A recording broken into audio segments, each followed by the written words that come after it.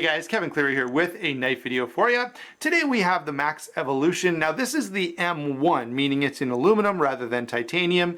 It's sort of an attempt to be a little more budget friendly, although still fairly steep. I think these were $250, and the way it worked is you signed up for a pre-order, you paid a small fee, and then you paid the remainder of your balance later on. So that was the process, and the way it worked was you signed up for the pre-order. They sent you after, I don't know, 3 weeks later, let's say, they sent an email out asking for color specifications. You came back with your colors, and then they made the knife for you and got ready and shipped it out. Now I will say the one disappointment in that whole process was some of the colors that they showed, specifically I think blue and white.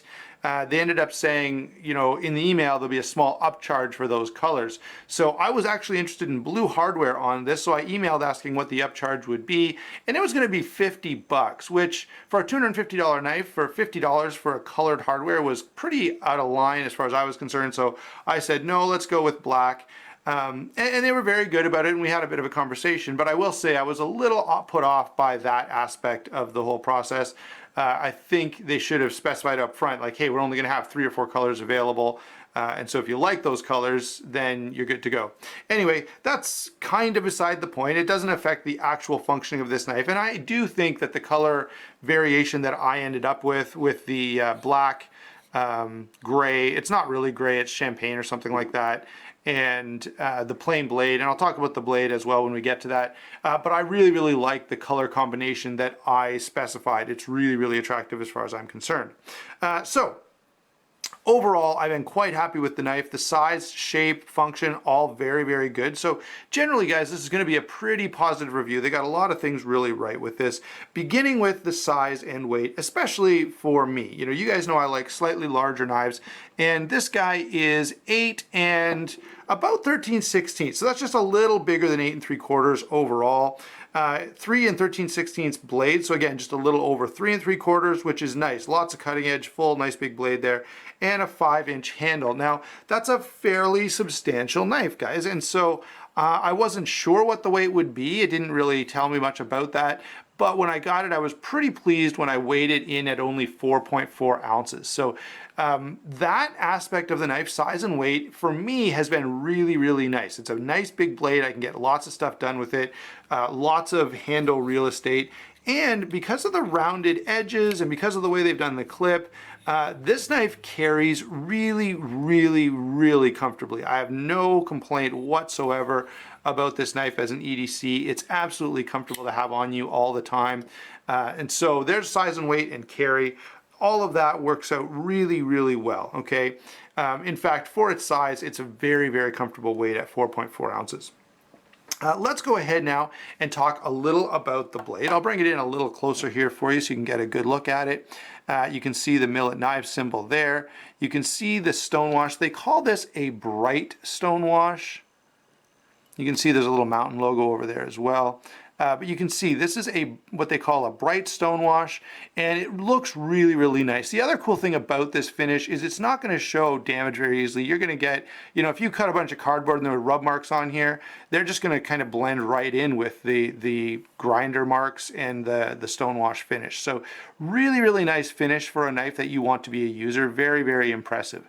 Now in terms of I want to talk a little bit about that because of course this knife would have been designed initially to be coated, and so I can't speak for sure about whether or not the coated version of this blade would perform as well as this one. Okay, this one is spectacular. This is like a lightsaber. It's thin behind the edge. It's not super thick blade stock to begin with. So this is one of the nicest slicing knives that I have. It's really good. Now my hesitation with that is, I'm telling you how great that blade is. This is the only one that I've seen without the coating, okay? I don't know if others were bold enough to ask. And I said, hey, I don't want a coating on the blade. They said, this is what we can do. So it was good. And so my recommendation on the blade is it's awesome, but I can't be 100% sure that the coated blade would perform as well. It would add a little bit of thickness there, and that may impact the way this knife performs. Okay, so let me say that first of all, and now let me kind of move on to say CTS XHP steel. Really, really nice high hollow grind. Look how high that hollow grind is, leaving this sort of modified Wharncliffe or modified sheep's foot blade very, very thin behind the edge. Slices like a champ. It is a wonderful, wonderful slicer. I've used this knife a fair bit, and I've specifically done, you know, I like to, you know, I've cut things like, you know, really soft cheeses and stuff like that, where a knife that is going to hang up really badly, and this knife just slides right through anything you're cutting. It's a wonderful slicer. So that's a real win as far as I'm concerned. I love the high hollow grind. I love the overall blade shape. Very, very functional. You know, you can get this down onto a surface if you want to cut with it like this, but you can also tip it up and you've got that nice tip to kind of cut things with. Really, really great. Absolute total win in terms of blade shape. Very, very well done. So that's, and by the way, this finish, I don't know if I said it already, but it's called a bright stonewash, just in case I didn't. Let's move on now to lockup and deployment. This is sort of a liner lock. It's got an aluminum handle here, and then cut into that handle and attached is the lock bar. Okay, so you can kind of see the screws in there now. I'll put in a picture here. So that way you can take a look at how that liner works, and you can also see the bearings while we're looking at that. So you can see this is a bearing flipper.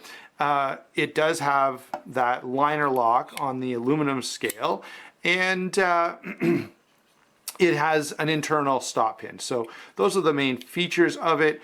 The pivot screw works really, really well. It's two screws going into a sleeve. So imagine a tube here, a screw going in here, and a screw going in on the other side, which you don't see all that often. A lot of times this will be attached, but it does work, it tends to work anyway very, very well. I've had no issues with this knife loosening off over time.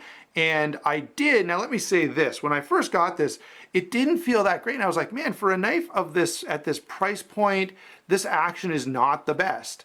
I took it apart and cleaned everything up, and there was a lot of black factory dust in there. It was really, really bad.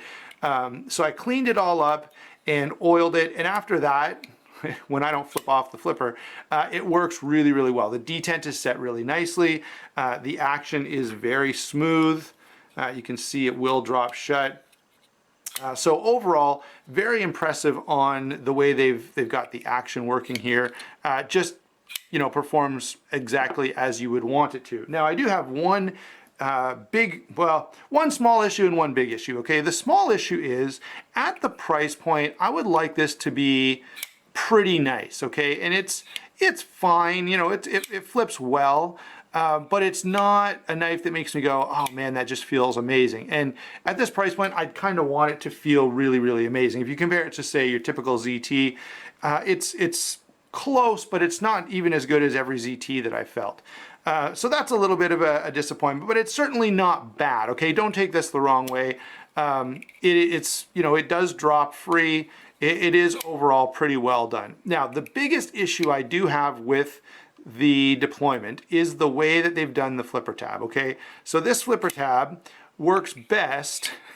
In fact, you know, you can light switch it, you can push button it, either one works okay, but both of them work the best when your finger is directly on the point. Okay, so you see how there's a little hook and then a point right there? So you get your finger on the point, and yeah, the knife works really, really well. The problem is the detent is stiff enough, that point gets pretty uncomfortable over time. And that's something that I kind of wish knife makers would figure out. Okay, I've got a couple like this. Let me grab the Lion Steel. So there's the Lion Steel Kerr. I love this knife, but once again, in order to get this knife to deploy well, you pretty much have to push right on this corner. And I'm, you know, if you've ever seen a keyboard, you kind of know how buttons are supposed to work, right? You're not supposed to have a point right where you're going to push. Rather, you want it to be kind of nice and smooth and rounded. Let me see if I can find a good example of that. Okay, yeah, this the W615. See how this is nice and rounded? So I can flip this out all day and have no issue, no discomfort. Okay, but knives like the Lion Steel here, they can be a little uncomfortable on the finger over time. Do I have another good example? This one's not as bad. This is the Lion Steel. This is the Real Steel Megalodon. And again, they've kind of flattened a little piece off there, right where my finger needs to go. And I feel like that's something that's not that difficult to figure out, right? You can pretty well tell where someone's hand is gonna need to go to flip the knife right out properly.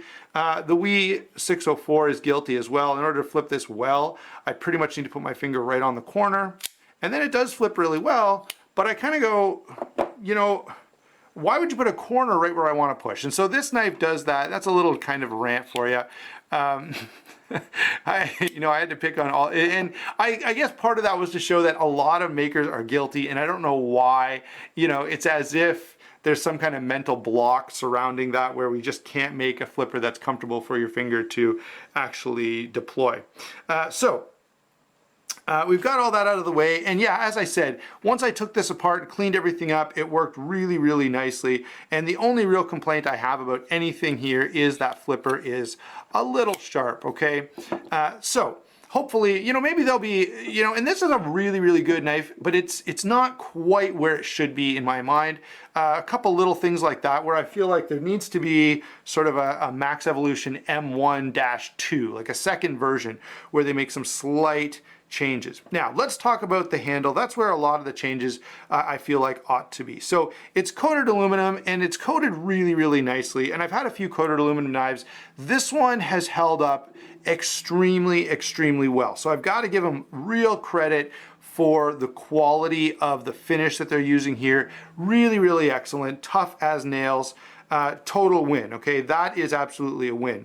The next thing that's a real win is the ergonomics. Really, really comfortable in hand. One little gripe about that, and that is the jimping on the back of this blade may as well not be there at all. It does not grip whatsoever. But the other places where they've kind of did some texturing, it's a little better. So they've got some texturing here and in here. And this is fine. Here's another place though where I'm gonna pick on them just a little. This reminds me of one of those cars. If you ever had a car that was sort of like the base model, and you look at the dashboard, and there are a bunch of space holders. Have you seen that? I hope you know what I'm talking about. And you can tell that on the more expensive model, okay, all of those little space holders are actual buttons, okay? And you know, it's this kind of constant reminder that, yeah, you bought the cheap one, okay? And so I did buy the cheap one, right? Because I really wasn't sure about this knife. I like it more now than I did when I actually got this. And so I really wanted to try it. So here's what I feel. These really should have been G10 inlay. Okay, G10 is not expensive. You could have put a little glue on there, dropped some G10 inlay in here. Maybe skip it on this side, or at least skip this one, but you could have still done two over on this side. It would have been a really welcome upgrade to the knife, and I think they are doing that now. They've got sort of a full bar of G10 in here on the aluminum ones that they're doing now. So that's something else that's, you know, it's not terrible, okay? It doesn't really take away from the function of the knife in any way, but it just would have been a nice touch, especially at the price point. The pocket clip single position, amazing pocket clip, okay? It's simple. By the way, I think this pocket clip, if I was gonna get an expensive Maxevolution, I would say use this clip rather than the weird snake looking one that they use. I don't like that clip at all. That was one of the things that drew me to this knife. This is really, really well done. It goes in and out of pocket without any problem. It retains just well enough. I mean, it's just really, really well done. It is only single position. There's no holes on the other side, so if you're a lefty, there's not really an option for you there. Next is the aluminum backspacer. Now, this is fine. It's, you know, a backspacer is not my favorite construction. I do prefer pillar construction. However, the issue with this guy is these screws are screwed directly into the aluminum backspacer, and that I feel like is a fail. Okay, that should not have been done, especially number one at this price point, but number two from this company. This is a company that markets themselves as makers of high-end, really well done stuff. And, you know, even in their discussion of kind of where they came from as a company, they point out that a bunch of these guys worked for CRKT before. You know, the idea that they're getting across is if you want to have a mid-tech knife made, you should come to us because we do it right. All right, but then they put steel screws into aluminum, and that is the opposite of doing it right. So I will say, I'm a little disappointed in that. Again, it's not the end of the world, and I know lots of companies do it, right? But when Cold Steel does it on a $70 knife, it's a little different than when a company like this does it on a $250 knife. So I have to take away points for that. Now, on the other hand, let me give some points for something that they have done super well, and I wish every company would do this, okay? If you watched Zell talking about screws in a video not too long ago, he made the point that why can't you use larger screw heads, okay? And all of these are T8 Torx heads. That is awesome. That's what every knife should be. They should literally just take the machines that make the T6 screws and just decommission all of them. There's no good reason for T6 screws. I mean, I know there are some very specific reasons in super small applications, but generally speaking, in a knife, you're not going to come to that situation where you have to use a T6. A T8 is much, much better. And these are fairly deep, so that was one of Zell's points as well. So these screws are really, really well done. You can get a really nice purchase on them with your Torx tool. Just wish that they screwed into steel instead of aluminum, so that's a bit of a letdown. And as you saw in the picture, I did have to take this knife apart to clean it up. And again, that's not a, that's a pretty common thing. A lot of knives, I take them apart, clean them up a little bit, and the action is much, much better. That's fairly standard procedure. But that's one of the things where, a knife like this, you're paying to have something that's handmade in a small shop. When you're hand making a knife like this, that should afford you the opportunity to clean everything out so that I'm not getting, I wish I had the cloth that I used to clean this. It was filthy. It was just black. And that's not really what I expect from a knife in this price point and from this company, and marketed the way this one's marketed, as high-end, high-quality stuff. All right, let's get some comparisons in here. All right, and by the way, I hope I'm not being too hard on this, and I will say, Millit, if you're watching, I'm being a little more critical of this knife because of the fact that the reputation your company has, and because of the price point. Okay, at that price point, I pretty well expect perfection, nothing less. Now, let's go ahead and do some comparisons, and some of these are going to help me make my point, I think.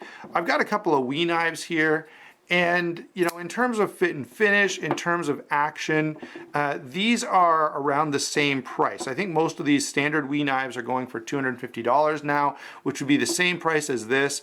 These are spectacular. Like the fit and finish, the action, everything is perfect. Like they don't miss a beat. And that's one of the things that I kind of expect at that price point and from a hand-assembled knife. So those are a couple of comparisons for you. Similar price. Obviously, the designs on those are very, very different. Here's a knife that's maybe a little more in line. This is the Line Steel Curd G10 flipper, liner lock insert, sort of similar construction. Very well done. Obviously, this is a much cheaper knife, but I thought I'd show you just another dedicated flipper.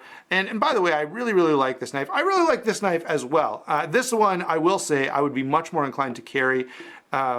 If I had to pick one or the other, I would pick this one. It's a little slimmer. You get a little more blade, which I like, and this is a better slicer. It slices like a dream. Let's see, what else have we got? I should throw in a Para 2 here just because everyone's sort of familiar with that. So there's a Para 2. I've got a couple of other examples that I want to share with you. This one comes in because of the fact that both of these are mid-techs, but also, this is an aluminum handled knife. Made in the U.S. manufacturing, and it's kind of a mid-tech as well. So both of these are really well done. This is the more expensive of the two knives. I think these guys go for just over $300. Wanted to bring this in to kind of show another USA-made aluminum-handled flipper. Okay, so that's the Brian Ty and Friends Tie Fighter. One more knife. And this is one of the knives that is kind of wrecking everyone else's day. This is the Real Steel Megalodon. And this knife gets, like, everything is perfect. The detent is perfect. The action is amazing.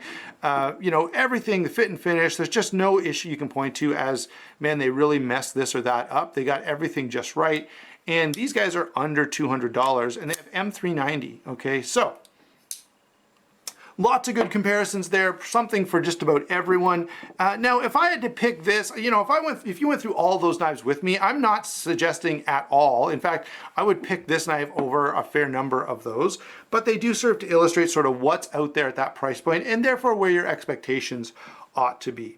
Overall, guys, the design on this knife is great. You know, I think this design is a total win, and Millit Knives, when they decided to do this as their knife rather than, you know, for somebody else, I think they were right on the money picking this design. It is phenomenal. It's different, it's cool, it's extremely functional. In fact, more functional than a lot of knives that are out there. The weight is great, the comfort, the blade is just phenomenal. So lots and lots of good stuff to say about this. And if you like if you like the design here, now there'll be some people who don't like sheep's foot knives or maybe this design because it looks a little different, might put some people off. But if you're someone who sees this and goes, hey, that's a nice looking knife, you know, I don't think you'll be disappointed. Now, as I say, this is a particular model and I can't speak for every single model. Now, I'm going to take a guess and say that the full tie version would be superior in some areas. I'm not sure what areas those are without having handled one, but I'm sure there are differences. So yeah, if you like this knife, if you like the design, I think you'll be very happy. I know I am overall very, very pleased with it. I did hit on a couple points there, and I don't want to be too critical because overall I actually like the knife and I would recommend it, but just there are some things that detract a little from it. Hopefully, in closing, I'd like to say if someone from Millit ever watches this, and hopefully they will, some minor tweaks to this knife would make it, you know, I would be raving about it instead of just saying good. I'd be calling this one of the greatest knives that's out there right now. So there you go. I hope you enjoyed the video. Don't forget to like and subscribe, and we will talk to you soon.